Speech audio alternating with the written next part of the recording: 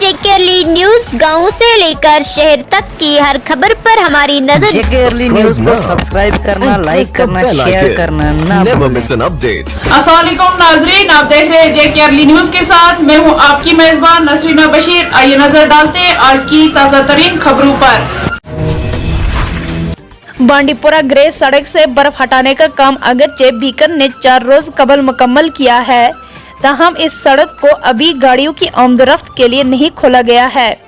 दूसरी जानब कहीं माह से बांडीपुरा ग्रेज सड़क बंद रहने की वजह से ग्रेज और तलील में ग़िज़ाई अजनास की किल्लत पैदा हो गई है। लोगों ने इंतजामिया से मुतालबा किया है कि बांडीपुरा ग्रेज सड़क को मजीद ताखीर के बगैर ट्रैफिक के लिए खोल दिया जाए।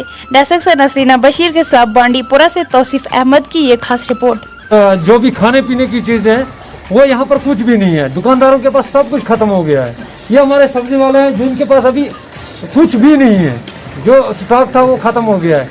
तो हमारी रिक्वेस्ट है डीसी साहब से, एडमिनिस्ट्रेशन से, गवर्नर साहब से कि यहाँ की गाड़ियाँ छोड़ दी जाए, क्योंकि हमारे पास अभी कुछ भी खाने के लिए है। आगे रोज़े का महीना आने वाला है, उसमें कुछ भी हमारे अख्तियारों के लिए ताकि यहाँ पर कुछ खाने पीने के लिए मिल जाए। तो हमें हमारी ये बड़ी मोहतबाना गुजारिश होगी डीसी साहब की जल्दी।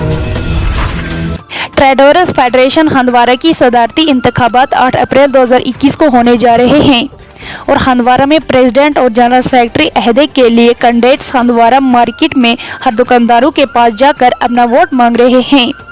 इस सिलसिले में ट्रेडर्स फेडरेशन के प्रेसिडेंट कैंडिडेट्स एजाज अहमद सोफी और general secretary candidate Sheikh Shahzad Ahmad को हंदवारे के ताजिरों ने मालाएं पहनाकर उन्हें वोट और सपोर्ट देने का अहद किया है। डेस्क से नसरीना बशीर के साथ हंदवारा से आशिक हुसैन की ये खास रिपोर्ट। जो वलवला देखा, जो वो जोश देखा, शायद वो भी चाहते हैं कि जो उन्होंने सिस्टम देखा है, जो पिछला सिस्टम उन्होंने देखा है, अगर हम सिस्टम की बात करें, शायद वो उस सिस्टम से बतांग आ गए। आज जब हमने उनके सामने अपना मंशूर रख दिया, वो मैंने रखा हो, मेरे प्रेसिडेंट ने रखा हो, शायद वो चीज देख के आज मुझे लगता है आज एक बार फिर हंदवारा के ताजरों ने ये फैसला किया है कि वो हमारे हक में इंशाल्लाह ताला अपना वोट दे देंगे। दिल्ली, हाँ, एजाज साहब तो पिछले 9 साल से मार्केट में है, एज प्रेसिडेंट काम कर रहे हैं, लेकिन मैं आपके नोट्स में एक चीज लाना चाहता हूँ। आप देखिए, अगर हम एजाज साहब के 9 सालों को कैलकुलेट करेंगे, अब देखिए उन्होंने हंदवारा के लिए कितना कुछ काम किया है। देखो, मैं हर एक स्पीच में यही बोलता आ रहा हूँ, एक प्रेसिडेंट में जो खूबी होनी चाहिए थी वो एजाज साहब का है। बाकी जो आज हमारे भाई हमारे खिलाफ लड़ रहे हैं, जो वो कह रहे हैं, वो कंप्लीट नामुमकिन है, क्योंकि हमारे पास कोई फंड्स नहीं आते हैं, मेरे पास कोई कॉन्स्टिट्यूंसी डेवलपमेंट फंड नहीं आता है। वो तो सरासर झूठे बातें हैं। हम हर एक स्पीच में ये कहते हैं कि आपकी जो इज्जत है वो हमारे हाथ में महफूज है।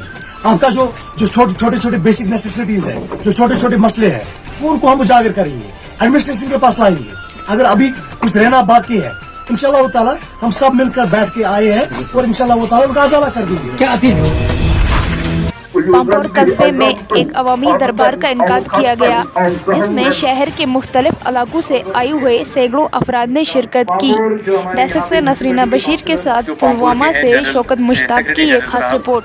वो यहाँ पे आ रहे हैं कि किस तरीके से एडमिनिस्ट्रेशन का एक जो फेस होता है वो जो है पब्लिक में जाए, सो दैट के ग्रीवांसीज यहाँ पे जितने भी हैं, लोगों के जो मसले मसाइल हैं, उनको किस तरीके से जो है वो हल किया जाए उन्हीं के डोर स्टेप के ऊपर। तो ये पब्लिक सर्विस डिलीवरी जो है, जो ऑनरेबल एलजी साहब का एक मिशन है, जो उनकी डायरेक्शंस भी हैं कि किस तरीके से हम यहाँ पे जो है वो लोगों को फैसिलिटेट करेंगे, उनको बेसिक सर्विसेज जो है वो बहुत आसानी से हम प्रोवाइड करेंगे।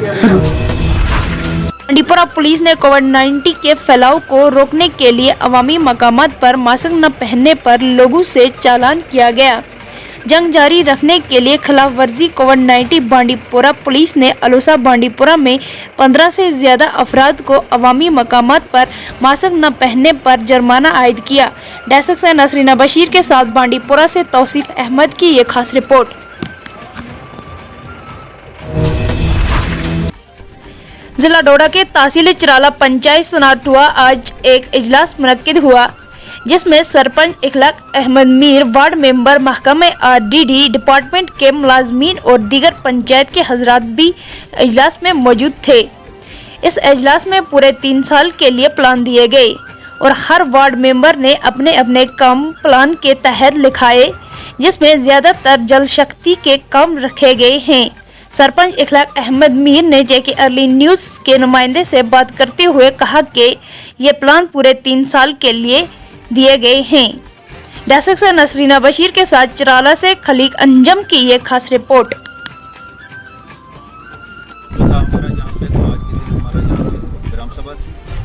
ग्राम सभा में हमने लोगों को 2-4 दिन पहले इश्तिहार लगवाए थे, लोगों को बुलाया था और एक लोगों का फिलहाल शुक्रिया हम अदा करना चाहेंगे लोगों का भी, जहाँ पे लोग आज अच्छे खासे जमा हुए थे। और हमारी ग्राम सभा जो है स्मूथली आज ग्राम सभा हो गई और इसमें हमें हमारी पंचायत जो है तो इस साल जो है GSI के अंडर हो चुकी है। तो इसमें हमने 3 साल का प्लान जो था वो एक बार मनाना था। हमने आज 3 साल का GSI किस तरह के काम इसमें काम जो है हमारे खास करके काम जो है जल शक्ति के काम है। जल शक्ति जैसे कि पानी का बचाव वगैरह, वाटर ड्रेन, वो चीज़ें हमने इसमें ज़्यादातर आज जल शक्ति की जो है देखनी थी। और उसमें हमें GSI का प्लान जो है, जैसे आप कह रहे हैं कि GSI में कैसे किस तरह से प्लान होते हैं, तो GSI में हर किस्म का प्लान आ जाता है, इसका फ़ायदा होता है हमें। GSI में इससे पहले जो थी हमारी पंचायत अच्छी चली थी और आज भी जो है इजलास जो हमारा हुआ स्मूथली हुआ, अच्छा हुआ। अली कश्मीर के बांडीपुरा के बनीलपुरा गांव में मकामी लोगों ने अपने इलाके से जाने वाली सड़क की तामीर के लिए अपने जेब से 6 लाख रुपया खर्च किया।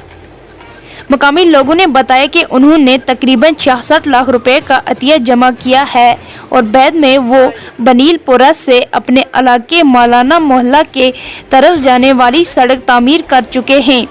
मकामी लोगों ने बताया कि उन्होंने कई बार हुकाम से रुजू किया लेकिन उन्होंने कोई तवज्जो नहीं दी। डेस्क से नसरीना बशीर के साथ बांडीपुरा से तौसीफ अहमद की ये खास रिपोर्ट। से तो हमने अगर गवर्नमेंट हमारा काम करे तो हमारी मेन रोड तो ऐसे ही पड़ी है, लिंकों की तो बात ही नहीं है, लेकिन हम मजबूर हुए क्योंकि हमारा बीमार है। कितनी बातें, क्योंकि रोड के मतलब रोड जो है वो जिंदगी है, रोड के बगैर कुछ भी नहीं है। अगर रोड होगी तो ही इंसान कुछ ना कुछ कर पाएगा। लेकिन हम लास्ट टाइम तक ये देखते रहे कि हमारी आज मदद होगी, कल होगी, नहीं हुई तो फिर हमने मजबूर होकर अपना रास्ता निकाला।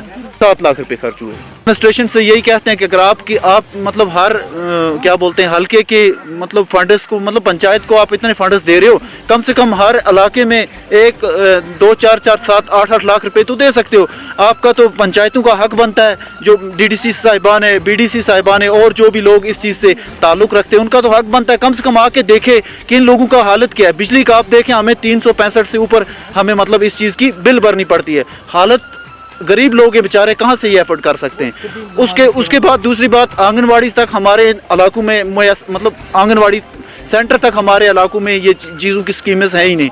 तो हेल्थ की तो बात ही नहीं है, बाकी चीज़ों की तो बात ही नहीं है। तो हम जाएं तो जाएं कहाँ? हमारे हाल चाल पूछने के लिए कोई आता नहीं है कि आप क्या कर रहे हो, आपका होगा क्या, मतलब आपके मुस्तकबिल में आगे आपने क्या करना है।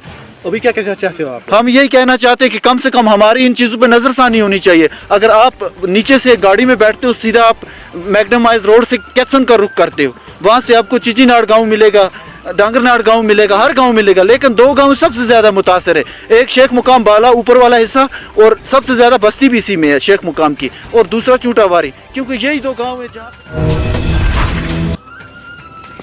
All India voice of poor president सेवा सिंह बाली आज अपने आबाई गांव उखड़ाल में आए और मीडिया से बात करते हुए उन्होंने कहा कि जिला रामबन में ग्राउंड लेवल पर कोई भी काम नहीं हो रहा है, जिसमें उन्होंने नाम लेकर कहा कि टूरिज्म के लिए 19 लाख रुपया सैंक्शन हुआ है, लेकिन अभी भी टूरिज्म सेक्टर में आए हुए सरगली, शहुआ, दहार, महू मंगत जगहों पर कोई भी काम शुरू नहीं किया गया। डेस्क से नसरीना बशीर के साथ रामबन से मोहम्मद अनी शेख की ये खास रिपोर्ट। बड़े अफसोस के साथ ये मुझे प्रेस कॉन्फ्रेंस करनी पड़ी है, जिसमें मैं एक बार हमारे जो डिस्ट्रिक्ट रामबन के DC साहब हैं उनकी जानकारी में कुछ बताना चाहूँगा, और मैं आपसे गुजारिश करूँगा कि ये बातें जो है हमारे DC रामबन तक ज़रूर पहुँचनी चाहिए, ताकि उनको पता चले कि डिस्ट्रिक्ट रामबन के अंदर कौन से कामों में कौन सी प्रोग्रेस है, ताकि उनको पूरी जानकारी मिले।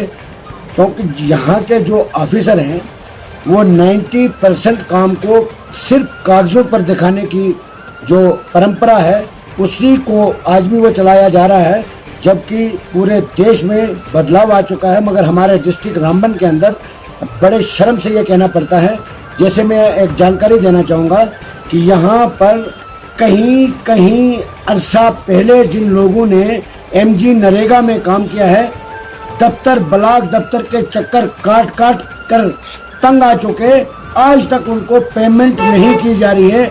यानी गवर्नमेंट ऑफ इंडिया का एक ऑर्डर है MG नरेगा यानी 100 डेज जॉब, 365 दिन में गवर्नमेंट ने ये स्कीम बनाई है कि हम ज्यादा कुछ नहीं कर सकते, मगर 100 दिन रोजगार जो है ये गवर्नमेंट की बनाई हुई स्कीम जो है उसमें भी जिन लोगों ने काम किया है उनको कहीं कहीं महीनों से पेमेंट नहीं मिल रही।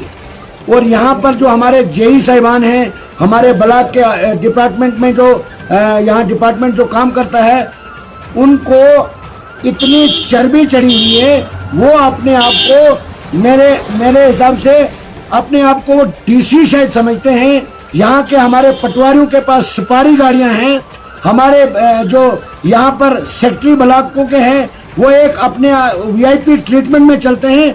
मैं DC साहब से गुजारिश करना चाहूँगा और एक जानकारी बताना चाहूँगा DC साहब से कि यहाँ पर ब्लॉक के दफ्तर के साथ में 2 दुकानें हायर की है, यानी रेंट पे ली गई है, उसमें सीमेंट 3 साल से सीमेंट पड़ी है, अंदर वो सीमेंट भी सड़ गई, टाइलें पड़ी है, पूरा सामान पड़ा है, वो सामान भी सड़ चुका है यानी खराब हो चुका है। और उस ऑनर को जिनकी वो दुकानें हैं उनको रेंट तक नहीं दिया गया, नंबर 1। नंबर 2, वो जो सामान जो सीमेंट खराब हुई है, जाया हुई है, उसका रिस्पॉन्सिबल कौन है, मैं पूछता हूँ DC साहब से।